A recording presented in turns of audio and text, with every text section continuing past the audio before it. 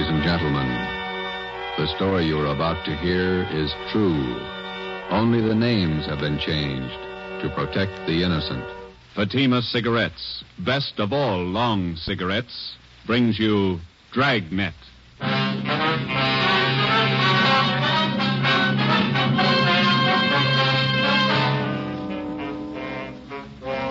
You're a detective sergeant.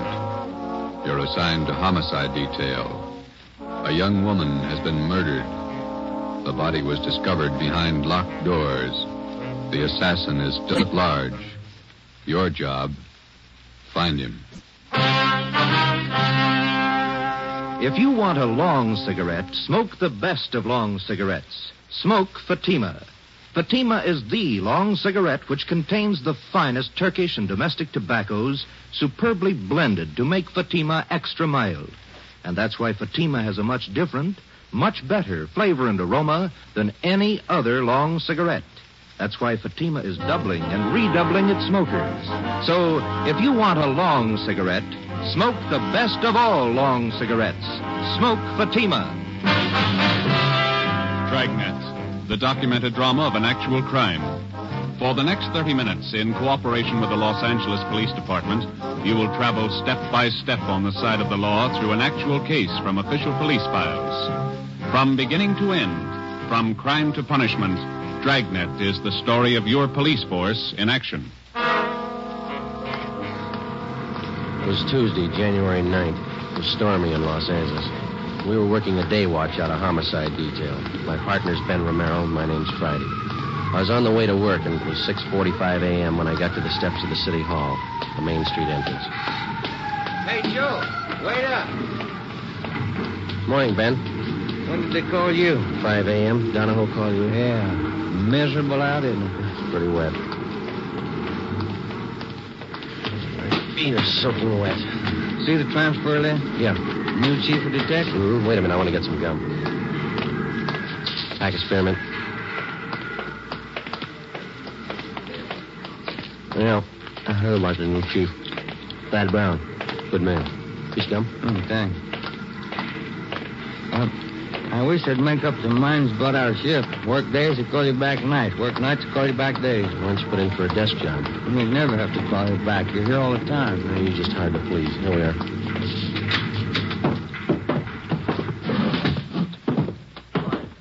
Chief wants to see you one. Thanks, Egan. Gentlemen, sit down. It's a great way to start off as your new chief. Call you back on a rotten morning like this. We're glad you got the job, Thad. Yeah, congratulations, Chief. It's hard to follow a man like Ed Backstrom. Gonna need your help. You got it. Here's why I called you back. Laura Barclay. Did the dead body report, nightclub entertainer. Landlady found the body an hour ago. Who's covering? Burton and Anderson, they're out there now. Strangled, huh? Well, the lamp cord. Still trying to figure out how the guy got in the house. Doors and windows all locked. Yeah. The tact. That the motive? For now, yeah. I just came from there. I think there's more. Any reason? Her room wasn't prowled. Yeah? Well, just a hunch. Play it for me. Ben and I left Thad Brown's office, picked up Lieutenant Lee Jones at the crime lab, and drove to the West Adams district, number 16 Imperial Place, where the body of Laura Barclay had been found. It was an ornate frame structure done in Victorian style, at least 30 to 40 years old. Number 16 was on the ground floor. We went in. A narrow hallway led to the bedroom in the rear of the house. 2 gas jet fixtures, which had been converted to electricity, were the only illumination. This place has seen better days. Anybody else coming out, Lee? I see flash bulbs down there. They must be here already. Lieutenant, Friday, down this way. Hi, Burton. Hi. Photographer's covering the body position. Peterson's dusting for prints. Fred, shoot a couple of overheads. Don't make them all angle shots. Get up high, then move in close. Yeah, Chief was right. Room's in pretty good order. Did you talk to anybody, Burton? Landlady lives upstairs. Only 2 people living in the building. Mm-hmm. Did she tell you anything? Said the Barclay girl paid her rent on time. Good tenant. Plays the organ at the Blue Fox. Cocktail lounge. Any idea how the murderer got in here? Not yet. Every door and window in the place is locked. Anything else? That's it so far. We'll give you 15.7 of what we got. Okay, Lloyd. You and Anderson have another detail? Yeah, working on that Westwood thing. 2 uniform men outside if you want anything. Right, thanks. Looks like a tough one, Joe. Whoever did it must have come in through the keyhole. I'll see you later. So long, Lloyd. Andy. Peterson's dusting for prints. Nothing yet. Only piece of physical evidence so far, the lamp cord she was strangled with. I'll run it through downtown. Not a sign of a struggle. Maybe she wanted to die. Check the bathroom, will you, Ben? Yeah. I'll look around the kitchen. Hey, Pete, have you dusted the lamps yet? Not this one. I'm going to keep this.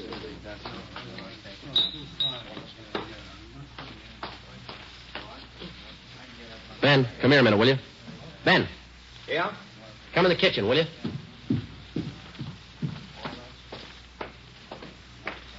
You got a pencil? Oh, yeah.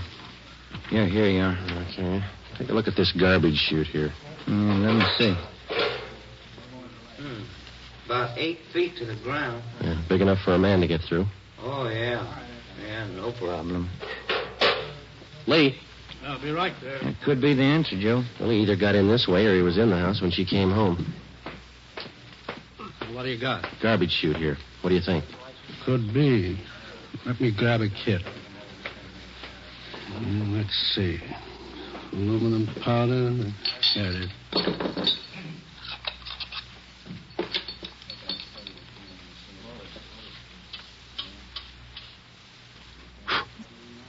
No.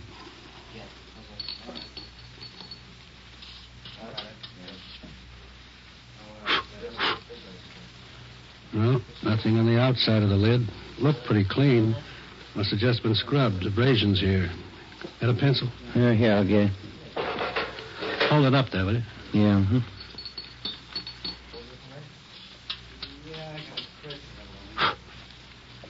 Yeah. Here we go. Large prints. Unusually large. Big hands. Can I look inside the chute a minute, Lee? Go ahead. Watch that lid. Yeah, I will. Looks like it's blocked off upstairs. This thing hasn't been used for garbage for some time. Most of them were condemned a few years back. I'll get Fred to shoot these. Let's go in the living room. That desk been dusted, Lee? Yeah, it's clean. Go ahead.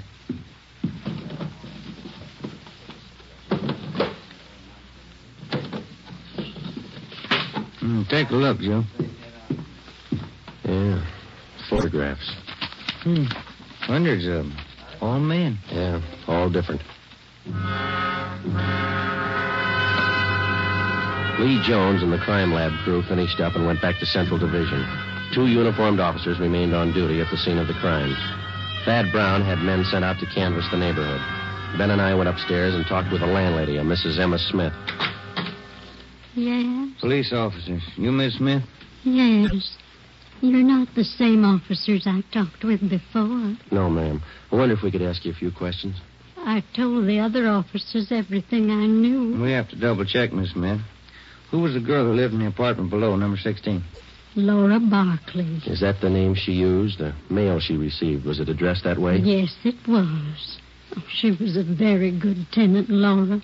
No trouble with her at all. When did she move here? Oh, about 4 or 5 years ago. I have the rent receipts. I always save receipts. Did she always live by herself? Oh, yes. That apartment rents to one person only. Did she have many visitors, friends dropping in? None that I ever saw. Pretty much to herself, Laura. The men came yesterday and took it away. What's that, ma'am? The organ. Electric one. Laura rented it from a big downtown firm. Used to practice all the time. My, it was beautiful. Yeah. In the gloaming. She used to play that for me. Mrs. Smith, when did the men come and take the organ away? Yesterday, in the afternoon, about 4:30. Was Miss Barkley at home when they came? No, she wasn't. She left me a note to let them in, so I let them in. I never allow anyone in the apartment without a note. You know the name of the company where she rented the organ? Braziers, it was called, down on South Spring. Well, didn't you think it was unusual that Miss Barkley didn't have any friends? Now, officer, I didn't say Laura didn't have any friends. What I said was that she didn't have any friends who came to see her here. She moved here from a hotel for women. That's the reference she gave me. I see. I wonder if you could give us the address of that hotel, please. I'll write it down for you. Thank you. Miss Smith, did you hear any unusual sounds in Miss Barclay's flat last night? Anything out of the ordinary? If I had, I would have called the police, and we'd have saved a girl's life. Well, thank you very much, Miss Smith. Here's our card. If there's anything you think of after we've gone, don't hesitate to call us. Thank you, I will. I hope you get the dirty men who killed Laura. We didn't say it was men, Miss Smith. Well, isn't it always a man? Before we left Mrs. Emma Smith, we asked her about the garbage chute. She said it had not been in use for the last 4 years. We showed her the stack of photos. She could identify none of them. We drove back to Central Division. We checked Brazier's music store. The 2 men who moved the organ were checked out and cleared. We went to the Wynn Hotel for young ladies. They could tell us nothing. Laura Barclay's references were all good. We went back to the office and met with Chief of Detectives Thad Brown. You think he got in through the garbage chute? That's the way it looks, Chief. Went all over the apartment. If there's another way, we haven't found it. All right, you know how he got in. Who is he? We got out an APB on his M.O., latent fingerprints, and making a run on those prints we found. You got an idea about these pictures here. Most of them theatrical stills, show people. Frank Latour and his canine circus. To Laura, all my love, Frank. Tell you what you do. Here's a guy I checked with this morning.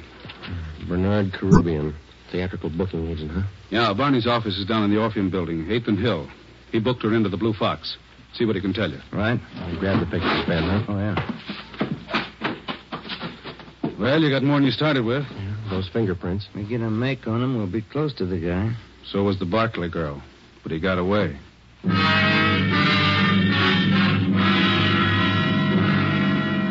I wonder if we could see Mr. Caribbean. Who's calling, please? Sergeant Romero and Sergeant Friday, police officers. Oh, one moment, please. Yeah, please. 2 police officers to see you, Mr. Caribbean. Sergeant Friday and Sergeant Romero, is that right? Yes, ma'am. Send him in. Go right in. Thank you. All right, let's go. I'll be right with you. When them rosy roses bust through the snow, I'll be coming home on furlough again. When them General Sherman tanks are covered with ice, I'll be home for good, and won't that be nuts? No. This guy's stuff is corn. Sit down, fellas. Thank you. Can I help you?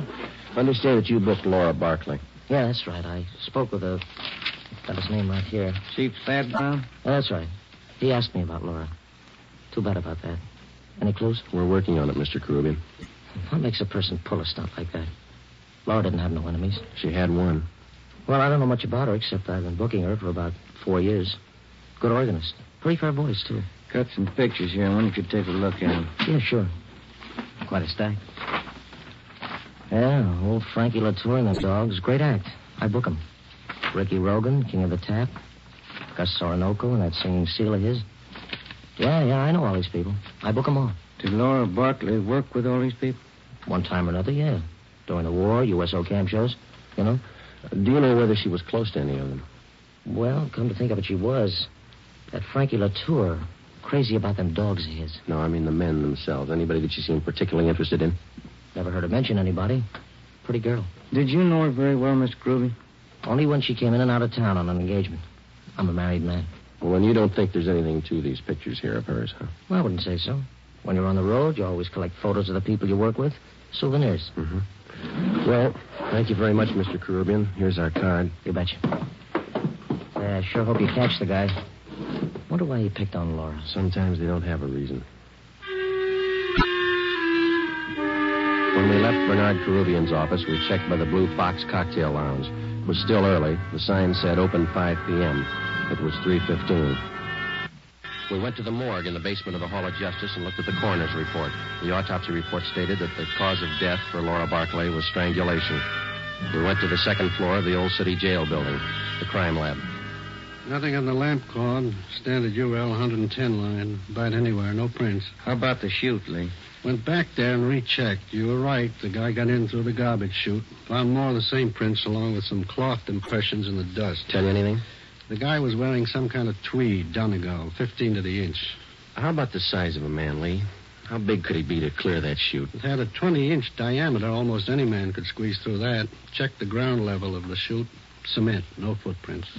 You don't have too much for it. I got one thing for you. What's that? I think I found your motive, and not the one listed on the report. Yeah? Here are the blow-ups of the body. It's 36 by 54 here. Hold that in, will you, Ben? No, Al. Look through this magnifying glass here. The right hand. Yeah. See where I'm pointing? Ring finger, yeah.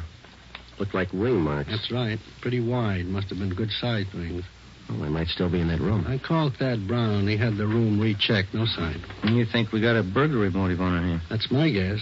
Dad had the boys check with the landlady. She didn't know anything about any rings the Barclay girl might have had. That doesn't help. I think I got something else here. Library book. Hers? There are cards in one of the pockets inside, checked out from the L.A. Public Library main branch. Mm-hmm. I think these might be your lead on the missing rings. A librarian sees a person's hands every time they check out a book. That makes sense, Lee. We'll play it that way. What department were the books checked out of? The music room. Well, that's it. I think you've got your motive now and a good set of prints. You're close. Thanks a lot, Lee. Well, let's go to the library, Ben. I'll get it. Crime lab. No, this is Friday. Oh. Thanks, Frank. Well, we got some motive. How do you mean? No make on those fingerprints. Nothing.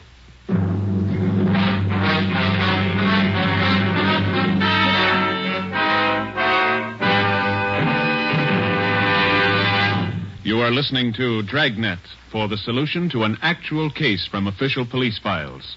Now, here is a real solution to many of your Christmas shopping problems. If your friends smoke a long cigarette, give the best of all long cigarettes, Fatima. Give Fatima for quality. The name Fatima has always stood for the best in cigarette quality. Give Fatima for flavor. Fatima has a much different, much better flavor and aroma than any other long cigarette. Give Fatima. They're extra mild. Yes, Fatima is the long cigarette which contains the finest Turkish and domestic tobaccos superbly blended to make Fatima extra mild.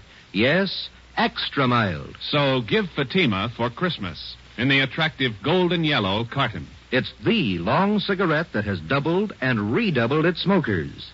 Yes, more and more smokers every day agree Fatima is the best of all long cigarettes. 4:30 p.m. Tuesday, January 9th. Heavy rain. Laura Barclay's murderer was still a free man. Ben and I were sure that whoever left their fingerprints on the inside of that garbage chute was the same man who murdered the Barclay girl. He had no previous record. His first crime, as far as we knew, was a killing, and the odds were all in his favor. The fingerprints gave us nothing.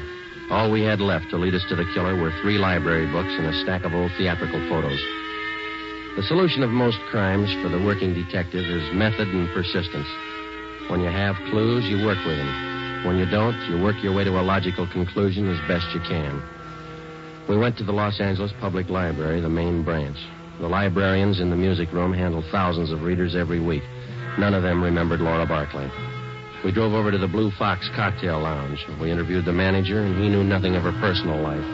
We talked to Harry Schumann, the organist who had taken Laura Barclay's place. What would you like to hear, fellas? Police officers like to talk to you, man. About Laura, huh? That's right. All right, if I keep on playing? The manager wants full 15-minute sets. Yeah, go ahead, that's all right. What can I tell you? How long have you known Miss Barclay? Oh, 4 or 5 years. It's a terrible thing. You got to get whoever did it. Yeah, we're going to try. Can you think of anybody that might have killed her? I know you ask that question of everybody. I don't know. Does anybody ever know for sure? Sometimes. Well, I don't know. When you think of a person, you never think who might murder him. Maybe you might know a few things about her that you could fill us in on. I'll try. She go in for jewelry much? Rings, things like that? Funny you should ask that. She was nuts for it. Good things. Rings? Had a couple of beauties. Diamonds they were, big stones. Cost $4,000. I know she used to put most of her money into those rings. She buy them on time? Yeah. I remember one night she was overjoyed. The night she paid him off. Cost a lot of dough. Can you describe those rings for us? Not too good. I can give you the name of the jeweler she bought them from. That'll do. Do you know anybody else that we might talk to? Don't know any of her friends. She was an only child. No living relatives that I know of. How about her landlady? Yeah, I guess that's it, Harry. Thank you. For what? I wish I could help more. If everybody had your attitude, we'd be out of a job. Before we left the Blue Fox, Harry Schumann gave us the address of Laura Barkley's jeweler. The next morning, we checked with the manager of the store, and he gave us a complete description of the 2 diamond rings which the dead girl had purchased. They were valued at $4,000. He gave us detailed drawings of the rings. We went back to the office, gave the information to burglary detail. An all-points bulletin was put out describing them. Pawn shops throughout the city and state were alerted to watch for the stolen rings. We had lunch with Chief Thad Brown at Costa's Cafe. Never mind, O'Mara. I'll get it. Oh, thank you, Chief. I'll get the tip. Stew was good. Do you have some change for the cigarette machine? Thanks. Need any cigarettes, Joe? No, thanks, Thad.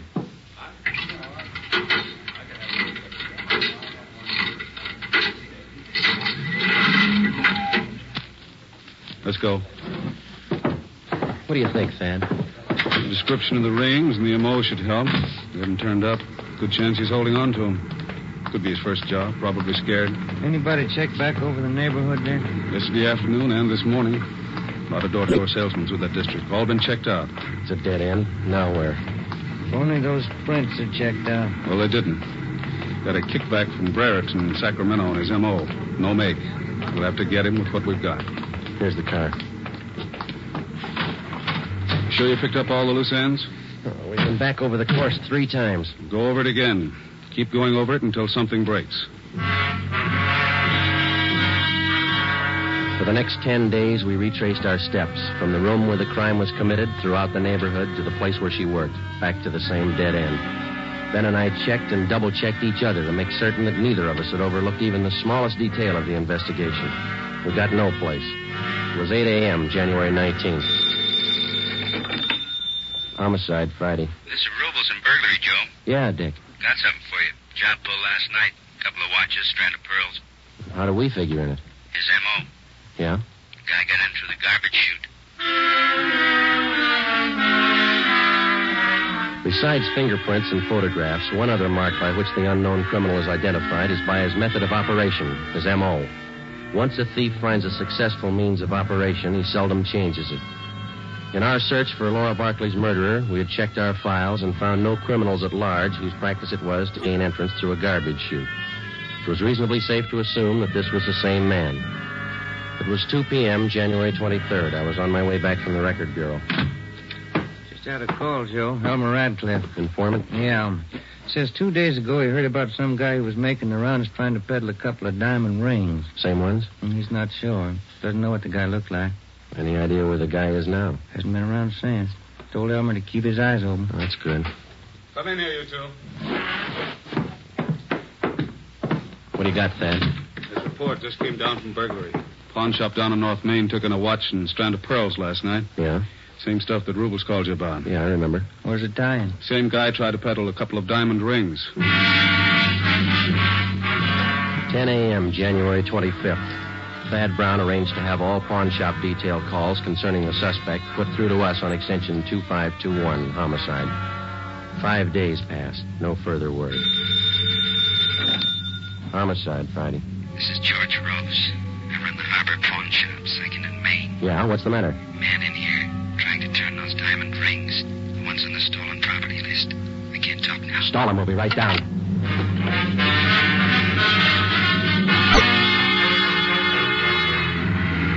Come on, Ben. Move it. Yeah? The next corner. There it is. Just up a block. Pull up. All right, let's go. Yeah. Here we are. Say, fella, look out, Joe. He's got a gun. You all right, Joe? Yeah. Out the back way. Let's get him. There he goes, up alley. Can you hit him? We didn't stop him. Watch it. Come on, Joe. He's turning onto Spring. He ran into that cafeteria up the street. Come on, let's run. Where'd he go? You see him? Yeah, there he goes. He's headed for the kitchen. Come on. Stop that man! Stop him! Out the back door into the alley. There he goes. Duck, Ben. All right, Joe, stop. He's not stopping. Stay clear. He's down. All right, come on.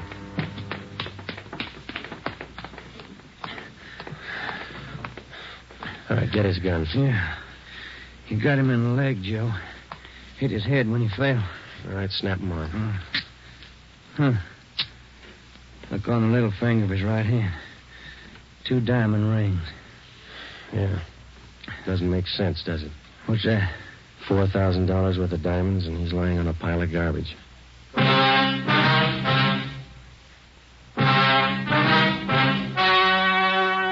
The story you have just heard was true. Only the names were changed to protect the innocent. On April 2nd, 1947, trial was held in Superior Court, Department 81, City and County of Los Angeles, State of California. In a moment, the results of that trial. Now, here are authentic reports from all over the country that tell the story of Fatima's sensational increase in popularity. New Orleans Division. Fatima sales up 300%. Detroit Division. Fatima sales up 348%. Los Angeles Division. Fatima sales up 545%. More and more smokers agree Fatima is the best of long cigarettes. So enjoy Fatima yourself and give extra mild Fatimas for Christmas in the attractive golden yellow carton. Everyone who smokes Fatima says that this great new long cigarette is the best of all long cigarettes.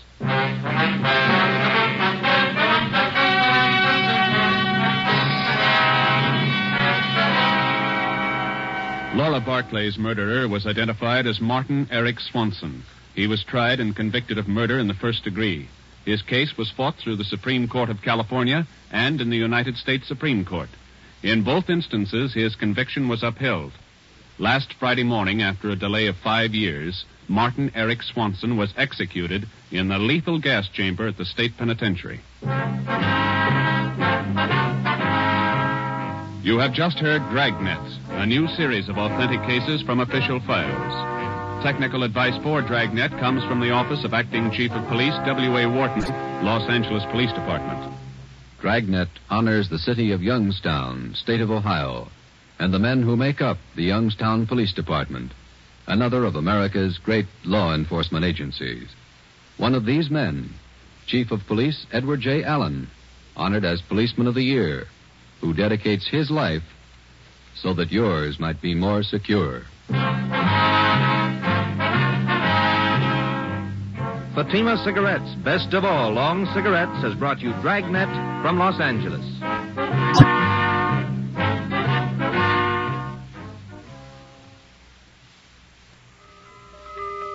This Christmas, give the gift that makes every pipe smoker happy. A Christmas humidor of mellow Granger. Granger is made just for pipes by the tried and true Wellman method. Rough cut to smoke mild and cool, and humidor packed to stay ever fresh. Yes, make this Christmas a Merry Christmas for all the pipe smokers on your list. Give them each a Christmas humidor of mellow Granger. Listen to Dragnet next week, and be sure to hear Morton Downey tonight on NBC.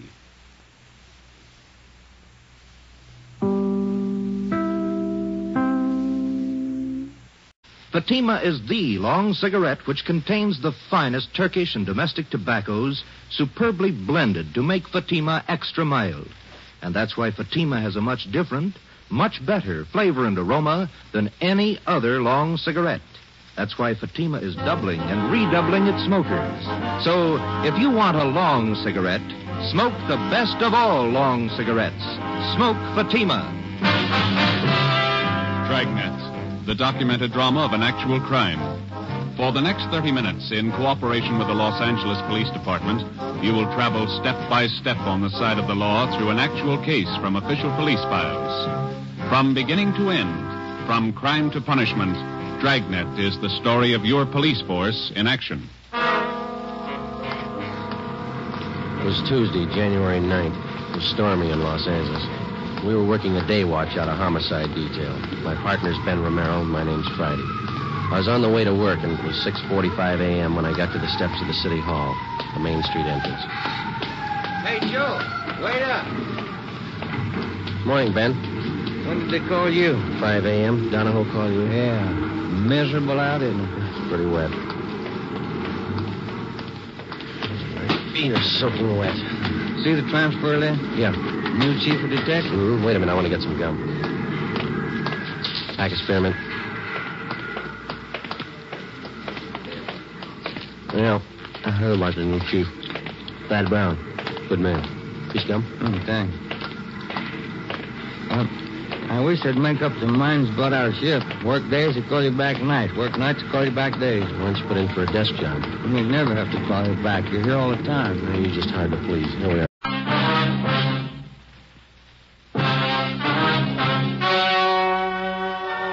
Ladies and gentlemen, the story you are about to hear is true. Only the names have been changed to protect the innocent. Fatima Cigarettes, best of all long cigarettes, brings you Dragnet.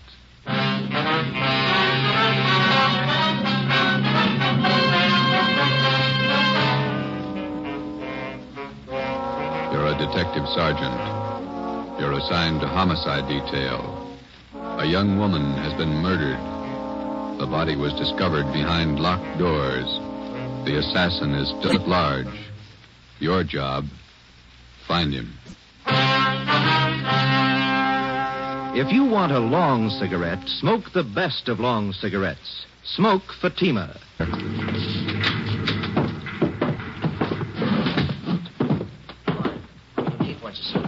Thanks, Egan. Gentlemen, sit down.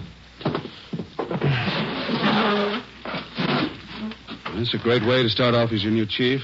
Call you back on a rotten morning like this. We're glad you got the job, Thad. Yeah, congratulations, Chief. It's hard to follow a man like Ed Backstrom. Gonna need your help. You got it.